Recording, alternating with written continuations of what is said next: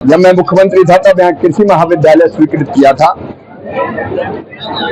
और राज्य शासन को यहाँ भवन से लेकर जमीन देने का जो काम करना था वो सारा काम हो गया, जमीन मिल गई। लेकिन इस कृषि महाविद्यालय को मैं अनुसंधान का केंद्र भी बनाना चाहता हूँ। बच्चे तो पढ़े ही, उसमें बच्चों को जितनी आवश्यक सुविधाएं हैं वो मिले।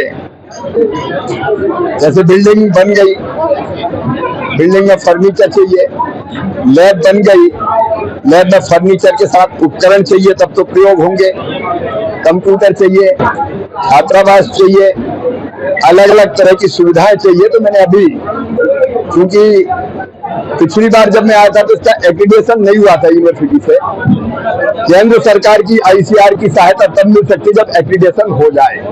अब एक्रीडेशन हो गया, पहले हम उसमें जुटे थे, लेकिन एक्रीडेशन के बाद जितनी चीजें बच्चों की पढ़ाई के लिए जरूरी थी, आज मैंने उसकी व्यवस्था करने का, जो विधायक जी ने मांगी थी, वो सारी व्यवस्थाएं करने का प्रयत्न किया है। लेकिन इसके साथ साथ ये 4 क्षेत्रों में यहाँ अनुसंधान होंगे। एक, यहाँ पर हम दलहन और सोयाबीन, उसकी उत्पादकता कैसे बढ़े, इस पर अनुसंधान करेंगे, क्योंकि दालें और ये सब गायब होती जा रही है। जब तक ज्यादा पैदा नहीं होगी तब तक किसान लगाएगा नहीं। दालों के अनुसंधान, सोयाबीन के अनुसंधान, इसके साथ साथ यहाँ की मिट्टी जो अपनी है वो धीरे धीरे कम उत्पादक हो रही है, क्योंकि वो क्षारीय है, पल्लवड़ी है।